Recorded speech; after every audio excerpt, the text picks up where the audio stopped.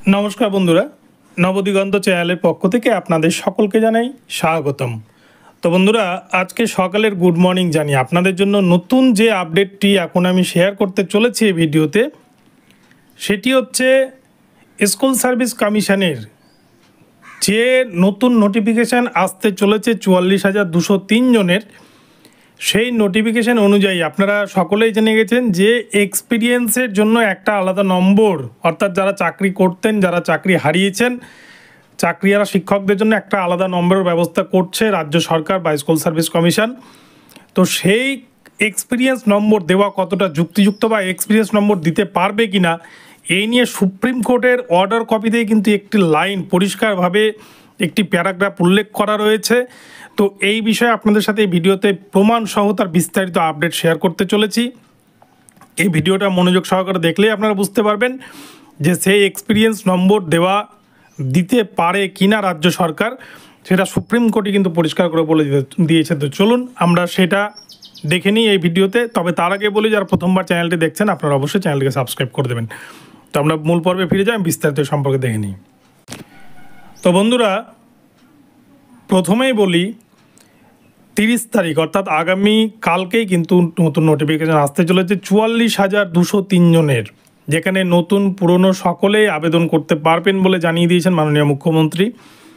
তো এবারে যেটা বিষয় নিয়ে তর্ক বিতর্ক শুরু হয়েছে সেটা কিন্তু হচ্ছে এক্সপিরিয়েন্স নম্বর, যেখানে সুপ্রিম কোর্ট পুরো প্যানেল বাতিল করছে দুর্নীতিকে ইস্যু করে। সেখানে এক্সপিরিয়েন্স নম্বর কেন আসবে, এটা কিন্তু একটা লিগ্যাল প্রশ্ন, এটা নিয়ে কিন্তু একটা যুক্তি তর্কের একটা বিষয় চলে এসছে। তো চলুন আমরা এবার সুপ্রিম কোর্টের সেই অর্ডার কপির গুরুত্বপূর্ণ সেই লাইনটিকে দেখে নেব, যেখানে একটা প্যারাগ্রাফে কিন্তু উল্লেখ করে দিয়েছে সুপ্রিম কোর্ট যে কোনো এক্সট্রা ফ্যাসিলিটি এই সমস্ত চাকরিহারা শিক্ষকদের বা 26,000 প্যানেলে থাকা শিক্ষক অশিক্ষক কর্মীদের দিতে পারবে না রাজ্য সরকার। তো চলুন আমরা সেই অর্ডার কপিটি এবার দেখে নেব। তো দেখুন বন্ধুরা, যেটা হলুদ কালি দিয়ে ইন্ডিকেট করা রয়েছে যে 3টি লাইন, এই 3টি লাইন ব্যাখ্যা করলে কিন্তু এই পুরো বিষয়টা আপনাদের কাছে ক্লিয়ার হয়ে যাবে। বলছে, we clarify that this order shall not be read as conferring any special right or advantage on the aforesaid teachers. এই জায়গাটা ভালো করে দেখুন, বলছে any special right or advantage on the aforesaid teachers in so far as the fresh recruitment process is concerned।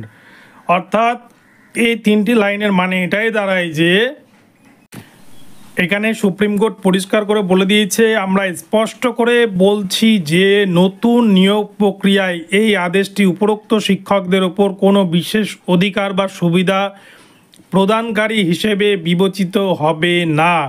অর্থাৎ কোনো রকমের কিন্তু এক্সট্রা ফ্যাসিলিটি, কোনো রকমের কোনো এক্সট্রা সুবিধা এই সমস্ত চাকরিহারা শিক্ষক এবং অশিক্ষক কর্মীকে দিতে পারবে না স্কুল সার্ভিস কমিশন বা রাজ্য সরকার।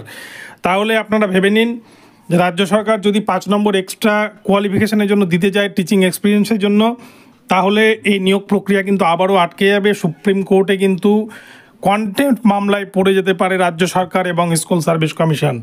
তো এই আপডেটটি আপনাদেরকে জানালাম। অনেকে এই বিষয় নিয়ে জানতে চাইছেন, অনেকে ফোন করছেন।